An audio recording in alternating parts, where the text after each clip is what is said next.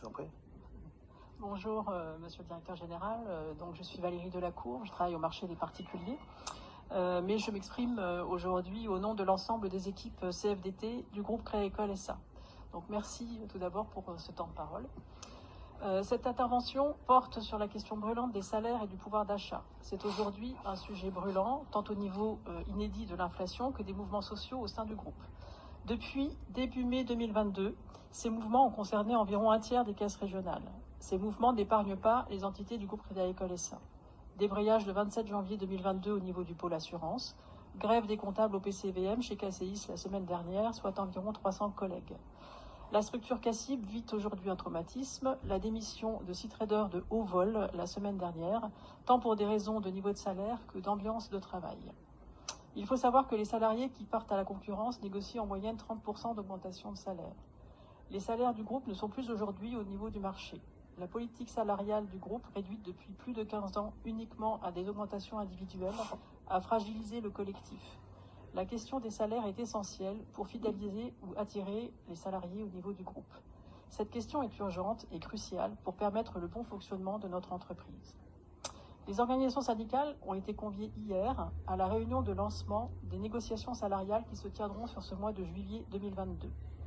Pour l'ensemble des organisations syndicales, les négociations qui s'ouvrent ne peuvent concerner que des mesures de rattrapage pour l'année 2022, suite à l'échec des négociations salariales de fin 2021. Les salariés du groupe ne comprendraient pas que les NAO pour l'année 2023 soient escamotés. Pour la CFDT, suivie sur ce point par d'autres OS, la mesure d'urgence qui doit entrer en vigueur au 1er juillet 2022 est une mesure d'augmentation générale de 4%. En termes de défense du pouvoir d'achat, l'instauration d'un plancher d'augmentation générale pour les tranches de salaire les plus faibles doit booster le dispositif et sera à discuter. Cette mesure d'urgence de juillet 2022 doit être suivie à l'automne de la séquence de négociations habituelles et obligatoires sur les salaires pour 2023. Cette séquence pourrait intervenir au plus tard en janvier 2023, lorsque le niveau d'inflation à fin 2022 sera connu. Monsieur le directeur général, il est essentiel que les messages et revendications présentés hier par les organisations syndicales lors de la réunion de lancement soient entendus. Il est essentiel que les équipes syndicales, chacune dans leurs entités, puissent négocier des mesures d'urgence effectives à partir du 1er juillet 2022, par équité avec ce qui a été validé pour les caisses régionales, soit 50% du périmètre du groupe. Il est essentiel que les NAO 2023 se tiennent ensuite dans un climat ouvert et serein de négociation.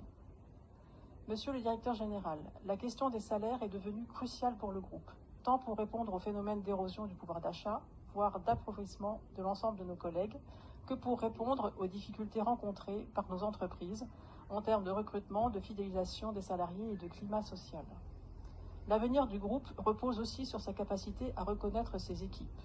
Il est urgent que le groupe sorte de la radicalité qui lui fait considérer les équipes comme un seul centre de coût, alors que les hommes et les femmes du groupe sont sa richesse, sa principale ressource. Pour les collègues présents ce midi, sachez que les réunions de négociation pour l'US CASA auront lieu demain, mercredi après-midi et vendredi matin. Merci beaucoup pour votre écoute. Je vous en prie, vous m'aviez prévenu de votre intervention et il n'y a aucune gêne à ce que vous la dérouliez. Je voudrais confirmer ce que je vous ai déjà dit, y compris personnellement lors de rencontres en tout début d'année. La question de l'inflation aujourd'hui est violente et complexe. Il serait irresponsable d'en dénier le sujet. C'est la raison pour laquelle je vous avais déjà dit que pour la première fois depuis les 19 dernières années, nous pratiquerions des augmentations générales avec des propositions particulières qui peuvent ne pas satisfaire, mais qui sont encore sur la table aujourd'hui. Et qu'en même temps, il faudrait qu'on ait ce pragmatisme et cette responsabilité collective dans ce monde totalement imprévisible avec des hauts et des baisses, de regarder ça de façon pragmatique. Parce qu'il n'y aura pas de train d'établi. Et donc, il faut qu'avec tout un mix d'augmentation générale que nous ne pratiquions plus depuis 19 ans, mais que nous réouvrons aujourd'hui, avec une possibilité d'augmentation individuelle, aussi avec des primes qui peuvent faire des ajustements dans la période, il faut qu'on travaille ensemble sur qu'est-ce qui est le plus adéquat pour, je ne réponds moins que cette partie-là, garantir le pouvoir d'achat de nos rémunérations par rapport à l'environnement. Il faut qu'on le fasse aussi en responsabilité parce que on voit bien que nous sommes affrontés à des pics d'inflation ahurissants et en même temps à des mesures qui sont pour l'instant en partie connues, d'autre part, de pouvoir d'achat de la part des pouvoirs publics, qui n'adressent pas tout le monde d'ailleurs en même temps. Mais la logique rationnelle, c'est qu'ensemble, on évalue ça. C'est-à-dire qui est touché en net, en perte de pouvoir d'achat, y compris sur des éléments de déplacement, qui fait que c'est pas la même chose d'être habitué à une telle augmentation pour des raisons d'inflation à des personnes qui habitent à côté de leur lieu de travail, de celles qui auront 40 ou 50 km à faire en voiture individuelle. Donc je pense, et je crois que vous l'avez perçu avec l'ouverture des NAO que Bénédicte a faite avec vous hier, avec les différentes OS, qu'on est vraiment dans l'esprit de prendre ce sujet-là, sans détour, de le rendre le plus objectif et juste possible. Les NAO s'ouvrent à partir de demain, d'ailleurs vous le rappelez.